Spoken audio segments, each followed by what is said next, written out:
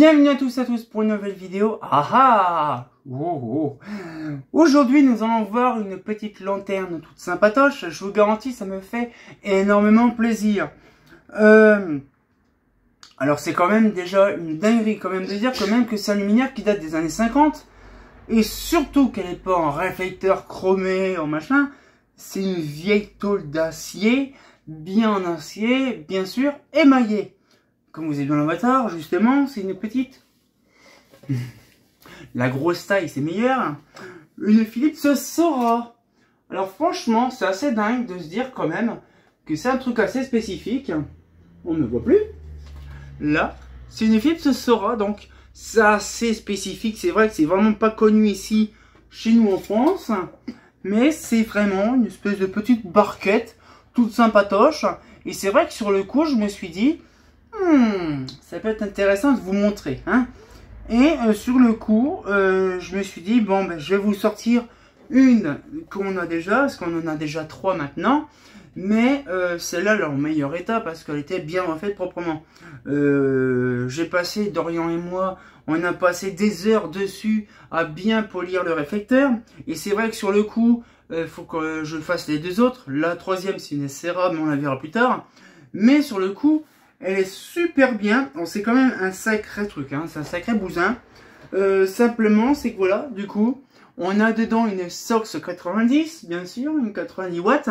Mais on le voit que l'intérieur, c'est vraiment du full. C'est pas de la peinture, c'est de l'émaillé. Et c'est un luminaire vraiment du néerlandais, vraiment. Et des années 50. Et on peut voir à certains endroits. Alors, c'était vraiment... un petit peu cafouille bordure, on va dire, pour ranger, pour nettoyer ce modèle. Et je vous garantis, c'est énormément dinguerie. Pourquoi? Parce qu'en fait, il y a eu pas mal de choses qui ont été pétées dessus. Bon, pas pétées, malheureusement, c'est parce que c'est vieux, hein, c'est années 50. Hein. Mais d'un autre côté, ben, ça a quand même pris de l'âge. Mais comme c'est pas de la peinture, comme c'est pas un réflecteur métallisé ou peu n'importe, comme c'est... un procédé bien spécifique, l'émaillage, mais en fait tout est resté impeccable dessus. C'est ça qui est bien. Par contre, le seul bémol, quand l'émail elle vient avoir un petit impact, ben c'est un éclat d'émail qui s'en va. Par contre, après on a, pas comme ici, je crois ici, là on a vraiment un trou, un poc. Donc il y a un trou de balle qui a passé là, donc une espèce, peut-être pas une chevrotine non plus, mais bon, un impact, ça tire ici. Tac, ça a pété l'extérieur, ça a pété l'intérieur, qu'on voit, ça fait une pointe de rouille. Mais bon, pour son ensemble, elle est en excellente conversation, non, conservation. Donc, et d'un autre côté, c'est voilà, donc après, la douille n'est pas d'origine malheureusement, hein, c'est pas une douille d'origine, mais dans l'ensemble, elle est vraiment bien. Je vous garantis, Dorian l'a allumé une fois, et franchement, c'est impeccable. Alors sur le coup, je me suis dit que c'est vrai que vraiment d'en parler, ça serait vraiment bien. Et d'en montrer une, ça serait vraiment mieux. Et sur le coup, alors je vais essayer par contre, je vois que ma caméra, elle est un petit peu mise sur l'arrière. Je ne peux pas faire autrement, bien sûr. Je vais revenir, je vais abaisser la caméra. Voilà, c'est bon, je l'ai déplacé un peu, c'était un peu le bousin. Donc du coup, voilà un petit peu ce qui fait le truc. C'est impressionnant de se dire qu'en fait, c'est vraiment une belle petite gamelle. Vraiment une Sox 90. Par contre, j'ai jamais compris le délire de chez eux dans cette douille-là. En fait, la lampe n'est pas, on va dire, droite. Le tube n'est pas droite comme ça ou comme ça, mais légèrement de travers. Je sais pas pourquoi. Donc, c'est quand même bizarre. C'est une fabrication un peu bizarre. Mais bon, ça, je cherche même pas à comprendre. Mais, franchement, dans l'ensemble, c'est quand même... oui, en fait, c'est drôle, c'est droit. Mais en fait, non. C'est pas la lampe qui est machin. C'est l'ampoule, on va dire, qui est pas centrée. Ça, j'avais même pas fait gaffe. En fait, il y a un point pour un petit peu comme certains. Il y en a, c'est au niveau, on va dire, du fluo. Il y a un poinçon qu'il y a pour dire que c'est bien aligné. Sauf que là, l'alignage, il est bien droit avec la douille. Par contre, le tube, il est en travers. Donc, en fait, c'est quasiment l'ensemble de l'intérieur qui est en travers. C'est vraiment dingue. Ça, je savais même pas.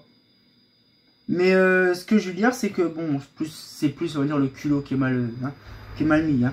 Mais bon, franchement, dans l'ensemble, c'est vraiment un truc de ouf parce qu'en fait, ben, c'est quand même assez dingue de se dire que ça a fait des années 50. Alors franchement, c'est vrai que leur système de crochet est bien spécifique.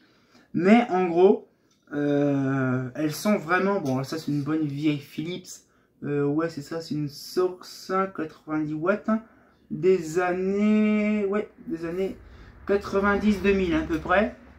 Mais en gros, franchement, dans l'ensemble, c'est quand même un truc assez dingue. Parce qu'en fait, c'est tout simplement une patère. On peut pas mettre malheureusement de ballast. Malheureusement. Mais en gros, c'est quand même un truc qui est assez intéressant. C'était peint de base en blanc, sauf que c'était complètement rouillé pourri, donc on l'a complètement décapé, et ça fait un truc un peu spécifique. Ah non, pas cela, c'était pas les versions Sora qui étaient peintes, mais ceux-là, en fait, ils avaient un revêtement, vous savez, un petit peu style acier galvanisé. C'est vrai que celle-là, ça avait un acier galvanisé, et quand ça a été passé à un produit, ça l'a noirci. C'est un peu dommage, mais bon, c'est pas si grave que ça, en fait. Mais franchement, dans l'ensemble, on le voit quand même qu'il est en excellent état. Bon, il y a quelques petites vis qui ont été remises à neuf.